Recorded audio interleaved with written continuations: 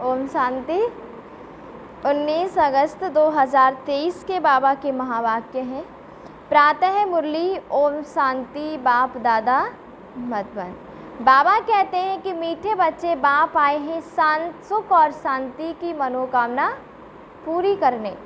तुम शांति चाहते हो तो इन आर्गन्स से डिटैच हो जाओ और अपने स्वधर्म में टिक जाओ।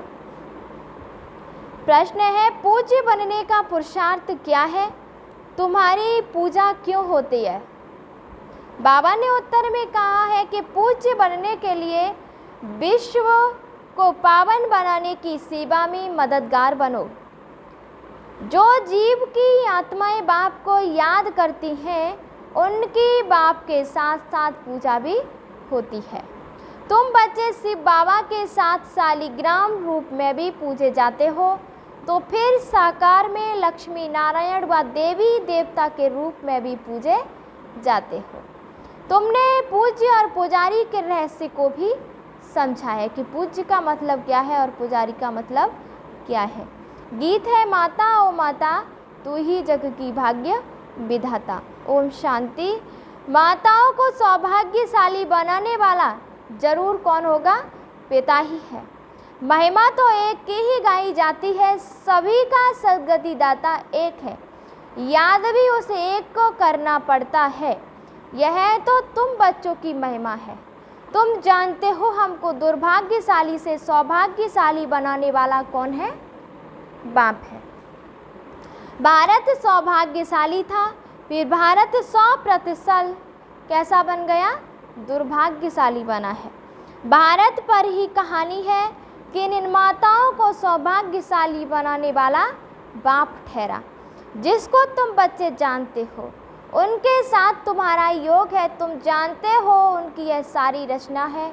दूसरा कोई मनुष्य इस रचना को, रचता को नहीं जानते। यह चित्र आदि किसने बनवाए हैं? तुम कहेंगे शिव बाबा ने। किस द्वारा? फिर भी माता व साकार पिता द्वारा कहेंगे। अभी तुम बच्चों की बुद्धि में सारा सृष्टि रूपी झाड़ है। सृष्टि कितनी बड़ी है। बास्को डिगामा ने सारी धरती को चक्र लगाया। पिछाड़ी में सागर ही सागर है, आकाश ही आकाश है और कुछ भी नहीं। यह सब तुमने एक स्कूल में पढ़ा होगा। बाप फिर सब बातें नटसेल में समझाते हैं कि तुम जानते हो भारत में 5000 वर्ष पहले क्या था? सतयुग था। सतयुग में सिर्फ भारत था। भारत में भी कितने थोड़े होंगे। अभी तुम कहेंगे हम सूर्यवंशी राजधानी के थे। जमुना के कट्टे पर श्री कृष्ण की राजधानी थी, ऐसा गाया जाता है। दिल्ली को ही परिस्थान कहते हैं। पहले पहले जरूर कोई की राजधानी होगी। तुम कहेंगे हम सूर्यवंशी राजधानी की थे। बाबा कहते हैं कि बाद में अलग अलग हो जाते हैं, तो प्रभाव वास्तव में जहाँ राज करते हैं वहाँ ही होता है। भारत का बहुत प्रभाव है। यह सब बातें बुद्धि में टपकनी चाहिए, धारण करना होता है। शिव बाबा को फिर सोमनाथ ज्ञान का सागर कहते हैं। सोमनाथ नाम पुजारियों ने रखा है, असल नाम क्या है? शिव बाबा। शिव किसको कहा जाता है? आत्माओं के बाप को कहा जाता है। आत्मा तो बिंदी है, गाया जाता है परम पिता परम आत्मा, सुप्रीम सोल अर्थात आत्मा। आत्मा बड़ी छोटी नहीं होती। बाप कहते हैं मैं भी इसमें प्रवेश करता हूँ तो कोई को मालूम नहीं पड़ता, परंतु समझते हैं भ्रकुटी के बीच में वह छोटा सा स्टार है ना, तो कहेंगे कि मस्तक मणि। मस्तक में मणि है। मणि किसको कहते हैं? आत्मा को कहा जाता है। कहते हैं सर्प के मस्तक में भी मणि होती है। सब बातें वास्तव में इस समय की हैं। आत्मा रूपी मणि प्रकाश करती है, वह भ्रकुटी के बीच में रहती है। बाप तो तुम बच्चों को रोज नई नई बातें समझाते हैं रहते हैं। मुख्य बात है समझनी है। मैं स्वदर्शन चक्रधारी, बाप कहते हैं मैं कौन हूँ? स्वदर्शन चक्रधारी आत्मा हूँ। बाप कहते हैं मेरी जो आत्मा को, जिसको परम आत्मा कहते हैं, मैं जन्म मरण रहित हूँ, मैं कभी किसी माँ की कोख से जन्म नहीं लेता हूँ। बाबा कहते हैं कि मैं आता ज़रूर हूँ, निराकार का मंदिर बना हुआ है, आगे यह नहीं ज्ञान था, ज़रूर निराकार ने आकर कुछ किया है। निराकार आते ही फैमिली में है, लक्ष्मी नारायण की आत्मा भी आती है, उनको भी शरीर दिखाते हैं। लिंग रूप एक ही शिव का दिखाते हैं। शिव के मंदिर में शिवलिंग के साथ फिर शालिग्राम भी है। ऐसे नहीं कि श्री कृष्ण के व लक्ष्मी नारायण के मंदिर में शालिग्राम दिखाते हैं। तो सिद्ध होता है एक बाप की यह सब बच्चे हैं। आत्मा की पूजा होती है तो देवताओं की भी पूजा होती है। बाबा कहते हैं रुद्र यज्ञ कहते हैं, बाप ने यह यज्ञ रचा है जीव आत्माओं द्वारा। जैसे बाप की पूजा होती है वैसे तुम्हारी आत्मा की भी पूजा जरूर होनी चाहिए। बाबा ने कहा कि भी साकार में जो लक्ष्मी नारायण बनते हैं उनकी पूजा होती है, वही नाम चला आता है। यहाँ तुम आत्माएं सर्विस कर रही हो इस शरीर द्वारा, इसलिए तुम आत्माओं की पूजा होती है। फिर जिन आत्माओं द्वारा सर्विस करता हूँ, सारे विश्व को पवित्र बनाता हूँ, उन्हों की पूजा जरूर होनी चाहिए। बाबा ने कहा है सबकी पूजा करते हैं, कम से कम लाख शालिग्राम बनाते हैं। सेठ लोग रुद्र यज्ञ रचवाते तो कोई 5000, कोई 10,000, कोई लाख शालिग्राम भी बनवाते हैं। यह है परमात्मा और आत्माओं की पूजा। बाप समझाते हैं कि तुम आत्माएं इस पतित शरीर द्वारा सेवा कर रही हो, सबसे जास्ती सर्विस से बाबा करते हैं और फिर तुम्हारे द्वारा कराते हैं, तो तुम आत्माओं की पूजा होती है। बाप के साथ पहले पहले तुम्हारी महिमा आनी चाहिए। जानते कोई भी नहीं, न रुद्र को और न ही शालिग्राम को जानते हैं। जिन्होंने राज्य पाया अभी तुम राज्य पा रहे हो, पूजा मुख्य होती है, वह है लक्ष्मी और नारायण, जिनकी डिनास्टी गाई जाती है। जिन्होंने यह भी राज्य कोई की मदद से लिया होगा ना, तुम बच्चों की मदद से राजधानी स्थापन होती है। बड़ी मीठी बातें हैं, नटशेल में बाबा समझाते रहते ताकि धारण भी कर सको। मुख्य धारणा की बात है कि मुझ बाप को याद करो। तुम्हारी आत्मा में भी झाड़ और चक्र की नॉलेज है। नंबर 1 सबसे पूज्य शिव बाबा आत्माओं का बाप है, जो तुमको बैठ ऐसा लायक बनाते हैं। तुम आत्माओं की पूजा होती है। हम पूज्य और पुजारी कैसे बनते हैं सो अब समझते हो। भारतवासी ही पूज्य और पुजारी बनते हैं। अभी सब पुजारी हैं, फिर कैसे होंगे? पूज्य होंगे। वहाँ फिर कोई पुजारी भक्त नहीं होगा। उन्हों की भगवती भगवान जरूर भगवान ने ही बनाया होगा। अब भगवान निराकार है या फिर साकार। साकार में ऊंचे से ऊंच लक्ष्मी नारायण है।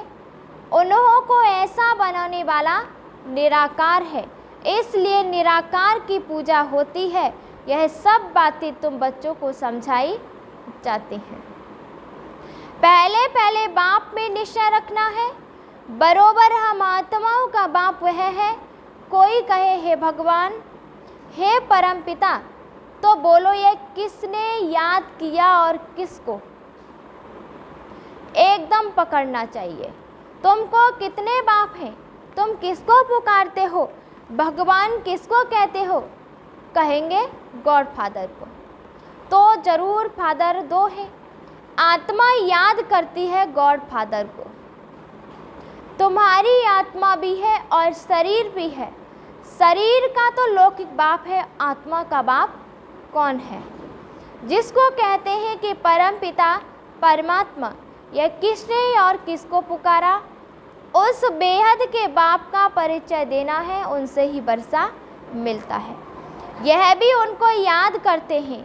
भिन्न भिन्न भाषाओं में भिन्न भिन्न नाम भी रख दिए हैं। कोई गॉड फादर कहते हैं, कोई परमात्मा और कोई खुदा कहते हैं। सभी धर्म वाले याद जरूर एक को ही करते हैं, वह है सभी आत्माओं का बाप। वर्षा बाप से ही मिलता है, तुम आत्मा उनको पुकारती हो। दो बाप का परिचय देना है, एक हद का बाप और दूसरा बेहद का बाप। भक्ति मार्ग में भक्त भगवान को याद करते हैं तो भगवान कहते हैं कि मैं आता हूँ और आकर तुमको शांति और सुख देता हूँ, फिर मुझे कभी याद करने की दरकार नहीं रहेगी। बाबा ने कहा कि तुम पूज्य पुजारी पावन पतित भारतवासी ही बनते हैं, बाकी बीच में और धर्म स्थापन होते हैं, फिर वृद्धि को पाते हैं, तो पिछाड़ी में वह सब तमो प्रधान बन जाते हैं। बाबा ने कहा कि पिछाड़ी में सारा झाड़ आ जाएगा, वहाँ खाली होगा, तब तो फिर वापस जाएंगे। अभी है पतित दुनिया, गाते हैं कि पतित पावन आकर हम आत्माओं को पावन बनाओ। तो जरूर पतित है ना, भारत पावन था और अभी कैसा है, पतित है। तो बाबा आते जरूर हैं, परंतु कब आया, कैसे आया, वह भूल गए हैं। श्री कृष्ण नहीं कहते कि मैं धारण कर तुमको समझाता हूँ, यह तो निराकार बाप कहते हैं कि मैं इस द्वारा तुमको समझाता हूँ, तो वह अलग हो गया। श्री कृष्ण को तुम खुद ही गीता का भगवान मानते हो, यह तो कहते हैं मैं साधारण वानप्रस्थ वाले तन में प्रवेश करता हूँ। बाप कहते हैं मैं तुम्हारे जन्मों को जानता हूँ, शिव बाबा इसमें प्रवेश करते हैं। श्री कृष्ण को भगवान पतित पावन ज्ञान का सागर नहीं कह सकते, भले गीता हाथ में उठाते हैं, फिर भी कहते हैं कि पतित पावन सब सीताओं का राम है, राधे कृष्ण का नहीं कहते। बाबा कहते हैं कि राम अर्थात परमपिता परमात्मा। त्रेता का राम कहे तो उनसे उच्च तो लक्ष्मी नारायण है, फिर उनका नाम क्यों लेते हैं, परंतु नहीं। बाबा ने कहा है बात परमात्मा की, लेकिन हेवनली गॉड फादर निराकार को ही कहेंगे, स्वर्ग का पिता निराकार को ही कहेंगे।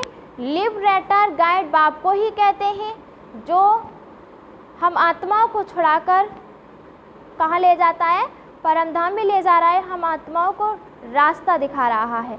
तो बाबा कहते हैं कि राष्ट्र थोड़े ही सबको लिबरेट करेगा, किसी का भी नाम नहीं ले सकते, बाप ही आकर दुख से लिबरेट करते हैं, वही फिर गाइड बनते हैं। कहते हैं मैं तुमको रास्ता बताता हूँ, तुमको बाप ने आकर अपना बनाया है, तुम्हारा है ईश्वरीय जन्म, तुमको शिव बाबा से शक्ति मिलती है, तुम्हारा है साइलेंस बल और उनका है साइंस बल।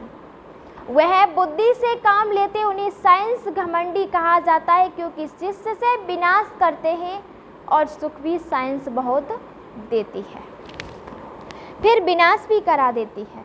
तुमको तो वहाँ एरोप्लेन आदि सब वहाँ होंगे, हुनर तो रहता है ना, यह सब चीज़ें फिर तुमको काम में आएंगी। विलायत में बत्तियाँ ऐसी हैं जो बत्ती दिखाई नहीं पड़ेगी, सिर्फ रोशनी दिखाई पड़ेगी।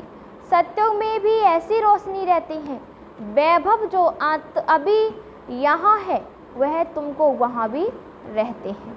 बाबा ने कहा है कि तुमने साक्षात्कार किया है, वहाँ तो एक्सीडेंट आदि की बात नहीं रहती, दुख की बात नहीं रहती, बाप आकर तुम्हारी सुख और शांति की मनोकामना पूरी करते हैं।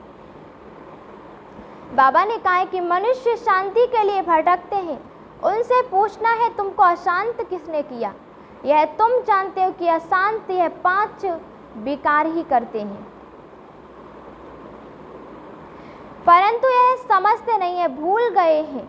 आत्मा शांत स्वरूप है, हे आत्मा तुम आई हो शांति से देश में, फिर यह आर्गन्स लिए हैं, अभी तुम उनसे अलग हो जाओ, डिटैच हो जाओ, इसमें और कुछ प्राणायाम आदि करने की बात नहीं है। कहाँ तुम गुफा में बैठेंगे, आत्मा कहती है मैं आर्गन्स से डिटैच हो जाती हूँ क्योंकि मैं थक गई हूँ, अभी इस शरीर को भूल जाती हूँ। अभी बाप कहते हैं तुम अपने स्वधर्म और स्वदेश को याद करो।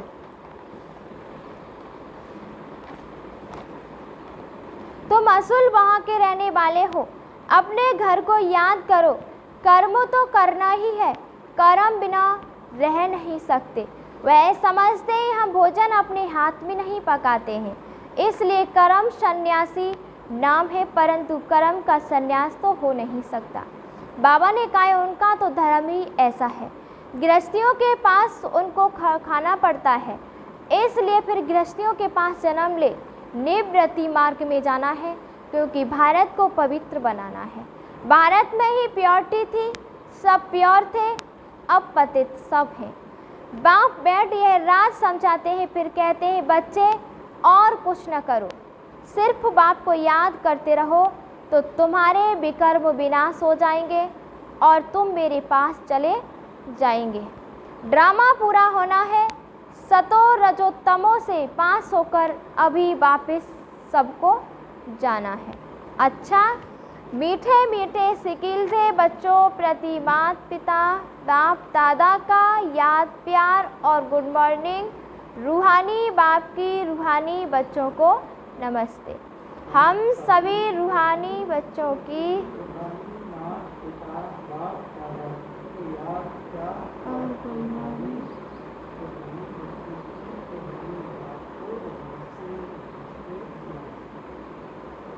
धारणा के लिए मुख्य सार है। पहली पॉइंट है स्वयं को इस शरीर में भ्रकुटी के बीच चमकती हुई मणि समझना है। स्वयं को इस शरीर में भ्रकुटी के बीच चमकती हुई मणि समझना है और स्वदर्शन चक्रधारी बनना है। दूसरा है अपने स्वधर्म और स्वदेश को याद कर शांति का अनुभव करना है, बुद्धि को भटकाना नहीं है, इस शरीर से डिटैच होने का अभ्यास करना है। आज का वरदान है हर एक को प्यार और शक्ति की पालना देने वाले प्यार के भंडार से भरपूर भव। हर एक को प्यार और शक्ति की पालना देने वाले प्यार के भंडार से भरपूर भव। जो बच्चे जितना सभी को बाप का प्यार बांटते हैं उतना और प्यार का भंडारा भरपूर होता जाता है। जैसे हर समय प्यार की बरसात हो रही है ऐसे अनुभव होता है। एक कदम भी प्यार दो और दो और बार बार प्यार लो। इस समय सबको प्यार और शक्ति चाहिए, तो किसी को बाप द्वारा प्यार दिलाओ और किसी को शक्ति, जिससे उनका उमंग उत्साह सदा बना रहे। यही विशेष आत्माओं की विशेष सेवा है।